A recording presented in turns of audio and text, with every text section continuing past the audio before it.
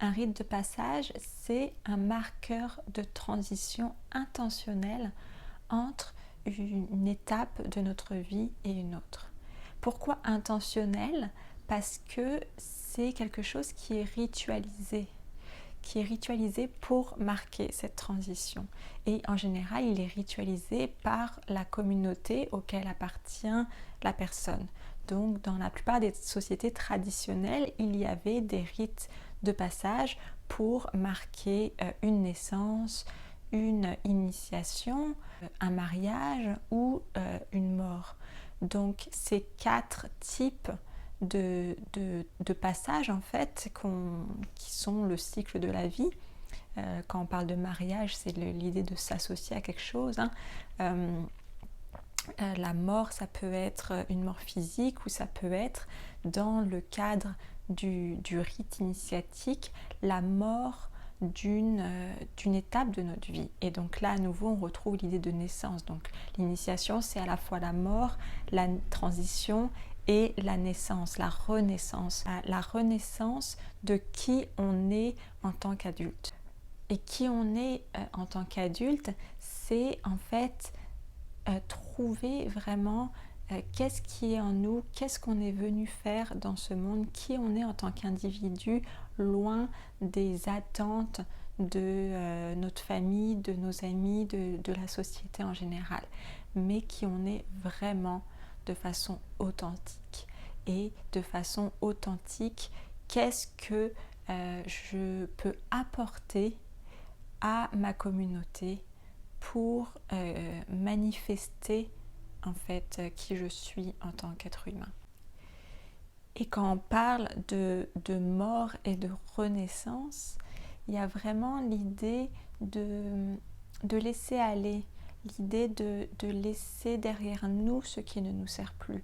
Donc quand on est enfant ou adolescent, c'est laisser derrière cette identité d'enfant, cette identité d'adolescent, et à l'âge de cette transformation, à l'âge en fait d'adolescent, en général entre 12, 15 ans, 16 ans, il y a vraiment cette quête, et qui est une recherche d'un sentiment d'appartenance à un groupe, un sentiment d'identité, qui je suis en tant qu'individu, et un sentiment de but, qu'est-ce que je viens apporter dans ce monde.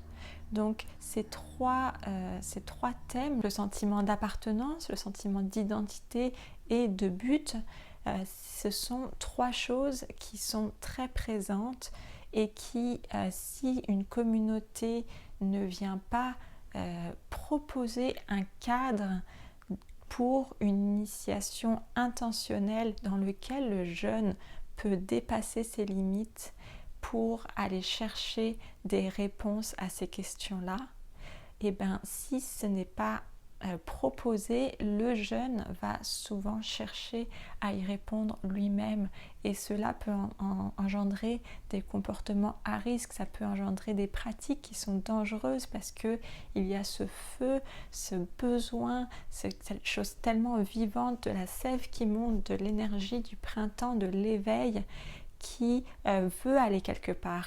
Et si ce n'est pas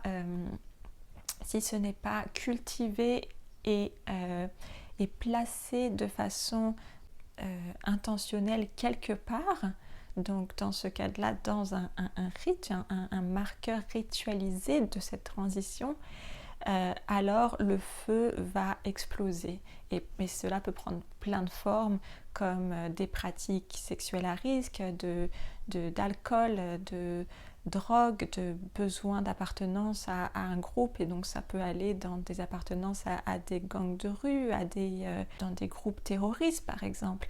Donc ce sont des exemples extrêmes, mais qui sont vraiment très révélateurs de qu'est-ce qui manque dans notre société, pourquoi qu'est-ce qu'on a perdu, et pourquoi c'est important de venir réintroduire ça.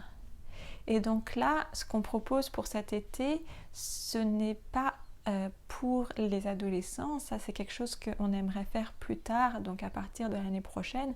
Mais cette année, c'est vraiment d'abord pour commencer avec les adultes que vous êtes.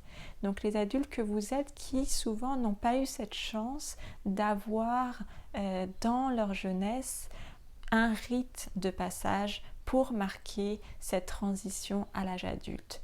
Avoir 18 ans, ça suffit pas à devenir un adulte, ça suffit pas à comprendre qui on est. C'est pas parce que hier on avait 17 ans, aujourd'hui on en a 18 que tout d'un coup on a la réponse à toutes ces questions, qu'on sait où on va dans la vie. Non, en général, on entre dans l'âge adulte avec ces questionnements qui ne sont pas répondus, et parfois toute notre vie ça peut être cette quête de qui je suis, ou alors cette nostalgie d'avoir l'impression de ne pas vivre pleinement ou de passer à côté de sa vie.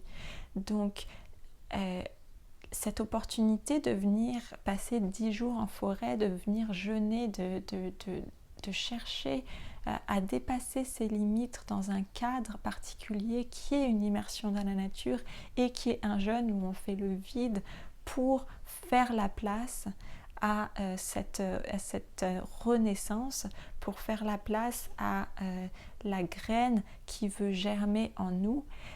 C'est une façon de commencer à répondre à ces questions de qui on est, à quoi j'appartiens et qu'est-ce que je viens apporter dans ce monde et dans ma communauté.